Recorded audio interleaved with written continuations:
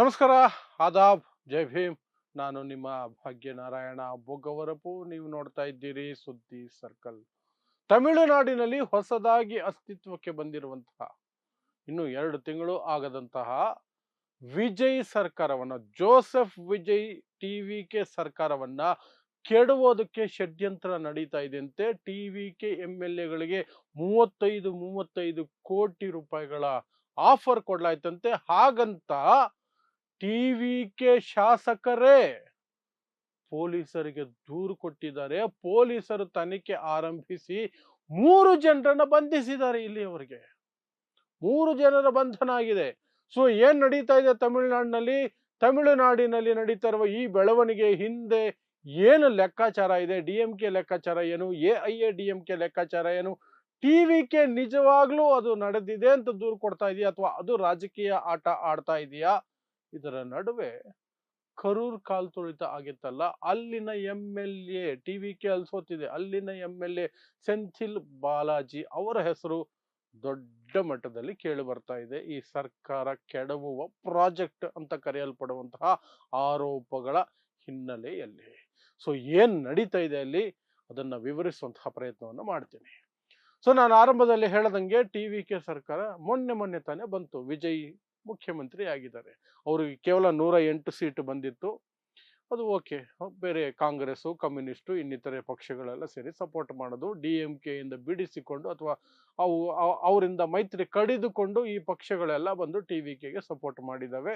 ಆ ಮೂಲಕ ಅಲ್ಲೊಂದು ಸರ್ಕಾರ ರಚನೆಯಾಗಿದೆ, ಸರ್ಕಾರ ನಡೀತಾ ಇದೆ. ಆದರೆ ದಿನ ಬೆಳಗಾದ್ರೆ DMKಯ ಅಧ್ಯಕ್ಷ, ಮುಖ್ಯಸ್ಥ MK ಸ್ಟಾಲಿನ್ ಹೇಳಿಕೆ ಕೊಡ್ತಾನೆ ಬರ್ತಿದ್ದಾರೆ. ತನ್ನ ಕಾರ್ಯಕರ್ತರಿಗೂ ಸಹ ಕರೆ ಕೊಡ್ತಾನೆ ಬರ್ತಿದ್ದಾರೆ. ಈ ಸರ್ಕಾರ 6 ತಿಂಗಳು ದಾಟಲ್ಲ, ಈ ಸರ್ಕಾರ ಯಾವುದೇ ಕ್ಷಣ ಬಿದ್ದು ಹೋಗುತ್ತೆ. ನಮ್ಮ ಪಕ್ಷದ ಕಾರ್ಯಕರ್ತರು ಚುನಾವಣೆಗೆ ಸಿದ್ಧರಾಗಿ. ಈ ಡೈಲಾಗ್ ಅನ್ನ ಮೊದಲನೇ ದಿನದಿಂದಲೇ, ಈ ಸರ್ಕಾರ ಅಸ್ತಿತ್ವಕ್ಕೆ ಬಂದ ಮೊದಲ ದಿನದಿಂದಲೇನೆ DMK MK ಸ್ಟಾಲಿನ್ ಕೊಡ್ತಾ ಬರ್ತಿದ್ದಾರೆ. ಅದರ ನಡುವೆ ಈಗ ಬರ್ತಿರುವಂತಹ ಸುದ್ದಿಗಳೇನು ಅಂದ್ರೆ, ಟಿವಿಕೆ ಪಕ್ಷದ ಶಾಸಕರನ್ನ ಸೆಳೆಯುವ ಪ್ರಯತ್ನ ನಡೀತು. ಇಬ್ಬರು ಟಿವಿಕೆ ಪಕ್ಷದ ಶಾಸಕರಿಗೆ 35 ಕೋಟಿ ರೂಪಾಯಿಗಳ ಆಮಿಷ ಕೊಡಲಾಯಿತು. ಯಾಕೆ ಅಂದ್ರೆ, ವಿರೋಧ ಪಕ್ಷಗಳೆಲ್ಲ ಸೇರಿ ಅಂದ್ರೆ AIADMK ಮತ್ತು DMK ಸಭಾಧ್ಯಕ್ಷರ ವಿರುದ್ಧ, ಸ್ಪೀಕರ್ ವಿರುದ್ಧ ಅವಿಶ್ವಾಸ ನಿರ್ಣಯವನ್ನ ಮಂಡಿಸ್ತೀವಿ, ಅದರ ಪರವಾಗಿ ನೀವು ವೋಟ್ ಹಾಕಬೇಕು. ಆ ಮೂಲಕ ಈ ಸರ್ಕಾರವನ್ನ ಮುಂದಿನ ದಿನಗಳಲ್ಲಿ ಕೆಡವೋದಕ್ಕೆ ಸ್ಪೀಕರ್ ಆ ಪಕ್ಷದಿಂದ ಇಲ್ಲದಂಗೆ ಮಾಡಬೇಕು, ಟಿವಿಕೆ ಕಡೆಯಿಂದ ಸ್ಪೀಕರ್ ಇಲ್ಲದಂಗೆ ನೋಡ್ಕೊಳ್ಬೇಕು. ಸೊ ನೀವು ಸಹಕರಿಸಿ, 35 ಕೋಟಿ ಕೊಡ್ತೀವಿ ಅಂತ ಅವ್ರಿಗೆ ಆಫರ್ ಬಂತಂತೆ. ಅವರು ಸೀದಾ ಆ ಆಫರ್ನ ನಿರಾಕರಿಸಿ ಪೊಲೀಸಿಗೆ ಹೋಗಿ ದೂರು ಕೊಟ್ರಂತೆ. ಸೊ ಪೊಲೀಸರಿಗೆ ದೂರು ಕೊಟ್ಟಿದ್ದಾರೆ. ಪೊಲೀಸರು ತನಿಖೆ ಆರಂಭಿಸಿದ್ದಾರೆ. ಇಬ್ಬರು ವ್ಯಕ್ತಿಗಳನ್ನ ಮೊದಲಿಗೆ ಬಂಧಿಸಿದ್ರು. ಆ ನಂತರ ಒಂದು ಕಂಪನಿಗೆ ಸಂಬಂಧಪಟ್ಟಂತಹ ವ್ಯಕ್ತಿಯನ್ನು ಬಂಧಿಸಿದ್ದಾರೆ. ಆ ಕಂಪನಿಯ ಮೂಲಕ ದುಡ್ಡು ಕೊಡೋದಾಗಿ ಮಾತುಕತೆ ಆಗಿತ್ತಂತೆ. ಸೊ ಒಂದು ಕಂಪನಿಯನ್ನು ಸಹ ಟಾರ್ಗೆಟ್ ಮಾಡಿದ್ದಾರೆ. ಆ ಕಂಪನಿಯ ವ್ಯಕ್ತಿಯನ್ನು ಸಹ ಬಂಧಿಸಿದ್ದಾರೆ. ಇದರ ನಡುವೆ ಸೆಂಥಿಲ್ ಬಾಲಾಜಿ ಅನ್ನುವವರ ಹೆಸರು ಬರ್ತಾ ಇದೆ. ಯಾರು ಈ ಸೆಂಥಿಲ್ ಬಾಲಾಜಿ? 2 ವಿಚಾರಕ್ಕೆ ಅವರು ದೊಡ್ಡ ಮಟ್ಟದಲ್ಲಿ ಸುದ್ದಿಯಾಗಿದ್ರು 1 ವರ್ಷದ ಹಿಂದೆ. ಒಂದು, ಅವರ ಬಂಧನ ಆಗಿತ್ತು, ಸೆಂಟ್ರಲ್ ಗವರ್ಮೆಂಟ್ ED ಕಡೆಯಿಂದ ಬಂಧನ ಆಗಿತ್ತು ಭ್ರಷ್ಟಾಚಾರದ ಆರೋಪಗಳ ನಡುವೆ. ಆಗ ದೊಡ್ಡ ಮಟ್ಟದಲ್ಲಿ ಸದ್ದಾಗಿತ್ತು, ಸದನದಲ್ಲೂ ಗಲಾಟೆ ಆಗಿತ್ತು. ಇದು ರಾಜಕೀಯ ಪ್ರೇರಿತ ಬಂಧನ, ರಾಜಕೀಯ ದ್ವೇಷದ ಬಂಧನ ಅಂತ ಹೇಳಿ ಆಗಿತ್ತು. ಆ ನಂತರ ಕರೂರ್ ಅನ್ನುವಂತಹ ಜಿಲ್ಲೆಯಲ್ಲಿ, ಆ ಪ್ರದೇಶದಲ್ಲಿ ಜೋಸೆಫ್ ವಿಜಯ್ ಪ್ರಚಾರಕ್ಕೆ ಹೋದಾಗ ಕಾಲ್ತುಳಿತ ಆಗಿ 40ಕ್ಕಿಂತ ಹೆಚ್ಚು ಜನ ಜೀವ ಕಳ್ಕೊಂಡ್ರಲ್ಲ. ಆ ಸಂದರ್ಭದಲ್ಲಿ ಟಿವಿಕೆ ಮತ್ತು ವಿಜಯ್ ಜೋಸೆಫ್ ಆಪಾದನೆ ಮಾಡಿದ್ದು ಅಲ್ಲಿನ ಶಾಸಕ ಸೆಂಥಿಲ್ ಬಾಲಾಜಿ ಮೇಲೇನೆ. ಅದೇ ಸೆಂಥಿಲ್ ಬಾಲಾಜಿ ಈ ವ್ಯಕ್ತಿ. ಆ ಸೆಂಥಿಲ್ ಬಾಲಾಜಿನೇ ಟಿವಿಕೆ ಪಕ್ಷಕ್ಕೆ ಮಸಿ ಬಳಿಯೋದಕ್ಕೆ, ವಿಜಯ್ಗೆ ಕೆಟ್ಟ ಹೆಸರು ತರೋದಕ್ಕೆ, ಕಾಲ್ತುಳಿತಕ್ಕೆ ಏನೆಲ್ಲ ಆಗಬೇಕು ಸೈಡ್ ಕೆಲಸಗಳು ಮಾಡಿದ್ರು ಅಂತ ಟಿವಿಕೆ ಆರೋಪ ಮಾಡಿದೆ. ವಿಜಯ್ ಸಹ ಆರೋಪ ಮಾಡಿದ್ದಾರೆ. ಸೊ ಅಲ್ಲಿಗೆ ಟಿವಿಕೆ ಮತ್ತು ಈ ಸೆಂಥಿಲ್ ಬಾಲಾಜಿ, ವಿಜಯ್ ಮತ್ತು ಸೆಂಥಿಲ್ ಬಾಲಾಜಿ ನಡುವೆ ದ್ವೇಷ ಉತ್ತುಂಗದಲ್ಲಿದೆ ಅಂತಾಯ್ತು. ಇನ್ನು ಮೊನ್ನೆ ನಡೆದಂತಹ ಚುನಾವಣೆಯಲ್ಲಿ ಟಿವಿಕೆ ಅಲ್ಲಿ ಸೋತಿದೆ, ಕರೂರಲ್ಲಿ ಸೋತಿದೆ. ಸೆಂಥಿಲ್ ಬಾಲಾಜಿ ಮತ್ತೆ MLA ಆಗಿ ಆಯ್ಕೆಯಾಗಿದ್ದಾರೆ.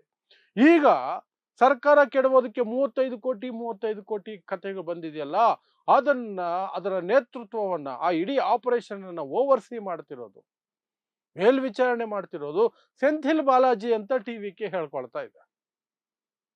ಸೆಂಥಿಲ್ ಬಾಲಾಜಿನೇ ನಮ್ಮ ಸರ್ಕಾರವನ್ನ ಕೆಡವೋದಕ್ಕೆ ಹೊರಟಿರೋದು. ಬಟ್ ಸೆಂಥಿಲ್ ಬಾಲಾಜಿ ಸ್ಟಾಲಿನ್ ಮತ್ತು EPS ಪಳನಿಸ್ವಾಮಿ, ಮಾಜಿ ಮುಖ್ಯಮಂತ್ರಿ ಪಳನಿಸ್ವಾಮಿ, AIADMK ಪಳನಿಸ್ವಾಮಿ ಅವರ ಆದೇಶದ ಮೇರೆಗೆ ಸೆಂಥಿಲ್ ಬಾಲಾಜಿ ಈ ಕೆಲಸ ಮಾಡ್ತಿರೋದು ಅಂತ. ಇನ್ನು ಇದು ಎಷ್ಟು ಮಟ್ಟಕ್ಕೆ ನಿಜ, DMK ಲೆಕ್ಕಾಚಾರ ಏನು ಆಗುತ್ತೆ ಈ ರೀತಿ ಏನಾದ್ರೂ ಆದ್ರೆ, AIADMK ಲೆಕ್ಕಾಚಾರ ಏನು, TVK ಲೆಕ್ಕಾಚಾರ ಏನು ಅಂತ ನೋಡೋದಾದ್ರೆ, DMK ಅಧಿಕಾರದಿಂದ ಹೊರಗೆ ಬಂದ ತಕ್ಷಣನೇ ತಳಮಳದಲ್ಲಿದೆ ಅಂತ ಸ್ಪಷ್ಟವಾಗಿ ಗೊತ್ತಾಗ್ತಿದೆ. ಯಾಕಂದ್ರೆ ಹೋದಲ್ಲಿ ಬಂದಲ್ಲೆಲ್ಲ ಸ್ಟಾಲಿನ್ ಸ್ವತಃ ಅವರೇ MLA ಎಲೆಕ್ಷನ್ ಸೋತು ಹೋಗಿದ್ದಾರೆ, ಅವರ ಕ್ಷೇತ್ರದಲ್ಲೇ ಸೋತಿದ್ದಾರೆ. ಆದರೂ ಸಹ ಮಾತಿಗೂ ತನ್ನ ಸೋಲು ಒಂದು ಷಡ್ಯಂತ್ರ ಅಂತಲೇ ಹೇಳ್ಕೊಂಡು ಬರ್ತಿದ್ದಾರೆ. ಪ್ಲಸ್ ಇನ್ನು 6 ತಿಂಗಳಲ್ಲಿ ಸರ್ಕಾರ ಬಿದ್ದೋಗುತ್ತೆ, ಮತ್ತೆ ಚುನಾವಣೆ ಬರುತ್ತೆ, ಸಿದ್ಧರಾಗಿ ಅಂತ ಮತದಾರರಿಗೂ ಮತ್ತು DMK ಕಾರ್ಯಕರ್ತರಿಗೂ ಕರೆ ಕೊಡ್ತಾನೆ ಇದ್ದಾರೆ, ಪ್ರತಿದಿನ ಕೊಡ್ತಾ ಇದ್ದಾರೆ. ಮತ್ತು ನಾನೇ ಮುಖ್ಯಮಂತ್ರಿ, ನಿಜವಾದ ಮುಖ್ಯಮಂತ್ರಿ ಅನ್ನುವ ರೀತಿಯ ಭಾಷಣಗಳನ್ನು ಮಾಡ್ತಿದ್ದಾರೆ. ಮದುವೆ ಮನೆಗೆ ಹೋದ್ರು ಸಹ ಅಂತಹದ್ದೇ ಭಾಷಣ ಮಾಡ್ತಾ ಇದ್ದಾರೆ. ಸೊ DMK ತುಂಬಾ ವಿಚಲಿತ ಆಗಿದೆ, ಟೆನ್ಷನ್ ಆಗಿದೆ. 2 ಕಾರಣಕ್ಕೆ, ಒಂದು ಅಧಿಕಾರ ಕಳ್ಕೊಂಡಿದ್ದು, ಇನ್ನೊಂದು ತನ್ನ ಜೊತೆ ಇದ್ದ ಕಾಂಗ್ರೆಸ್, ಕಮ್ಯುನಿಸ್ಟ್ ಎಲ್ಲರೂ ಕೈ ಕೊಟ್ಟು ಮೋಸ ಮಾಡಿ ಓಡಿ ಹೋಗಿ TVK ಜೊತೆ ಸೇರ್ಕೊಂಡ್ರು ಅನ್ನೋದು DMKಯ ಮನಸ್ಥಿತಿ. ಆ ಕಾರಣಕ್ಕಾಗಿ ಅವರು ಈ ಸರ್ಕಾರವನ್ನ ಸಹಿಸಿಕೊಳ್ಳೋದಿಲ್ಲ.